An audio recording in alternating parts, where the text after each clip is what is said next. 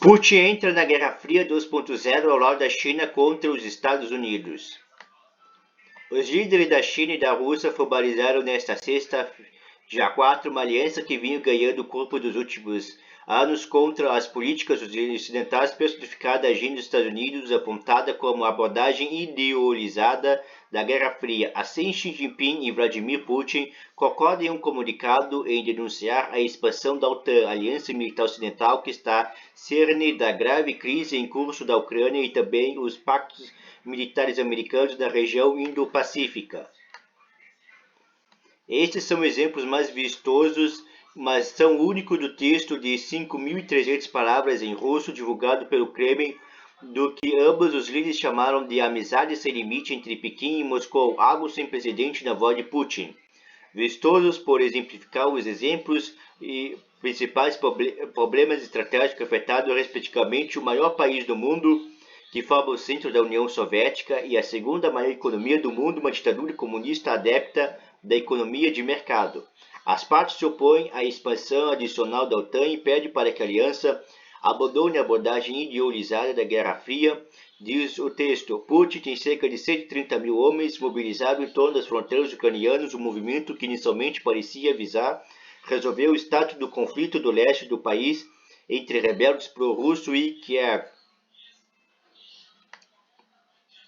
A questão virou algo maior: a definição de uma paz europeia em termos aceitáveis para o Kremlin, o que não inclui a Ucrânia como parte da OTAN e mesmo a presença de armas ofensivas de membros do leste europeu do clube. Estados Unidos e a aliança rejeitam o ultimato e impasse prossegue. No entorno chinês, a Guerra Fria 2.0, movido à reação à maior assertividade de Xi, já causou conflito diversos com os Estados Unidos: guerra comercial e tarifária, disputa sobre a autonomia de Hong Kong, provocações das trocas marinhas que Pequim considera suas, ameaças da China e de tomar Taiwan. As partes se opõem à formação de estrutura de blocos fechados e campos opostos na região da Ásia-Pacífico, e permanece altamente vigiado sobre os impactos negativos da estratégia americana do Indo-Pacífico para a estabilidade e paz da região, diz o texto. No ano passado, o governo de Joe Biden formalizou o Pacto Militar da Austrália e Reino Unido e reavivou a aliança de Quad com australianos, japoneses e indianos contra a China. Se alguém tinha dúvida acerca do afinamento entre Xi e Putin, os líderes resolveram desenhar suas intenções. Eles incluem esforços conjuntos contra a Revolução Colorida, o nome genérico e de assimilação midiática face àquilo que Moscou chama de golpe para derrubar governos pró-Kremlin na antiga periférica soviética. Eles ocorrem em locais como Ucrânia e Geórgia e não acabam bem em todo modo. A China acusa os Estados Unidos altamente da mesma coisa ao patrocinar os movimentos pró-democracia de Hong Kong, que foram esmagados com mão de ferro após a revolta de 2019.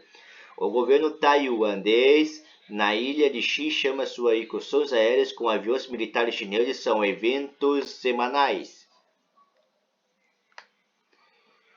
O encontro de Xi e Putin ocorre antes da abertura dos Jogos Olímpicos de Inverno em Pequim, evento que foi boicotado diplomaticamente pelo Ocidente. Pouco mais de 20 líderes participarão da abertura, mas Rússia é a estrela. Com isso, o governo fortemente autocrático, Rússia e a ditadura chinesa dão as mãos oficialmente. Não há menção no documento a aspectos práticos em curso, com a crescente cooperação militar entre as potências e os grandes projetos de energia.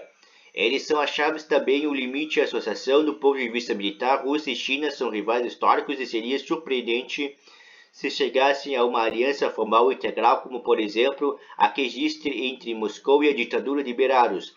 Economicamente, a diferença política de Xi e Putin embute o risco recebido em Moscou de que a Rússia pode tomar uma província energética da China, ofertando gás natural barato por meio do projeto de 400 bilhões de dólares chamado Força da Sibéria. Segundo gasoduto da rede, deve ser anunciada logo. Para o russo, contudo, é uma saída única. Se a pressão americana sobre países como a Alemanha, que está adiando a abertura de um novo gasoduto, ligando diretamente à Rússia, ou uma ruptura devido a uma guerra da Ucrânia ocorrem, o mercado europeu pode se fechar ao gás de Putin. A China, cujo consumo anual do produto deve ultrapassar em toda a Europa até o fim da década, pode oferecer uma linha vital para a sobrevivência desse espaço central da economia russa, que de resto tem enfrentado bem as reações ocidentais que abatem sobre ela desde que Putin anexou a Crimeia em 2014. Naquele ano, um arremedo da revolução colorida, mais violento e menos romântica que as versões dos anos 2000, derrubou o governo pro-Kremlin de Kiev. A discriminação e fomento da guerra civil no leste ucraniano foram a resposta imediata de Moscou, que depois participou de um cessar-fogo frágil que agora Putin quer implementado como plano de paz.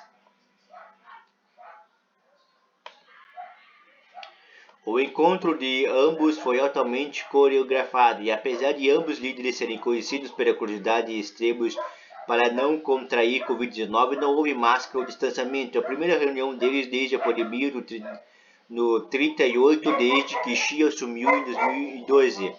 Putin está no poder desde 9 de agosto de 1999, quando virou premier pela primeira vez. No texto divulgado em um trecho atribuído a Xi, resume diversos discursos feitos pelo chinês nos últimos anos, no qual discorre sobre sua visão particular de democracia. Estamos trabalhando juntos para trazer à vida o verdadeiro multilateralismo, defendendo o real espírito da democracia, serve como uma função confiável para unir o mundo das próximas crises e defendendo a igualdade. A visão contrária a olhos ocidentais pode ser feita pelo líder de uma ditadura compartilhada por Putin. Ambos denunciam a defesa de valores democráticos feito pelos Estados Unidos como hipócritas, já que exemplo de sobra Iraque, Afeganistão, etc., que ela pode ser forçada por meios militares gerando desastres. A principal diferença entre ambos até aqui é a abordagem extrema. Xi se vale de instrumentos econômicos, enquanto Putin não hesita em flexionar musculatura militar. Nos últimos anos, suas tropas estiveram em guerras ou intervenções locais como Geórgia, Ucrânia, Síria, Líbia, Azerbaijão e Cazaquistão. Moscou ainda tem um arsenal nuclear rival americano, enquanto a China prepara uma expansão no campo. No lado ocidental, o exemplo é continuar a repressão nos dois rivais suficiente para fazer acusação de hipocrisia no sentido contrário. A Guerra Fria 2.0 e o embargo e o embate China-Estados Unidos, que define geopoliticamente o século XXI, parece ter acabado de ganhar um terceiro participante oficialmente vindo da primeira encarnação do conflito.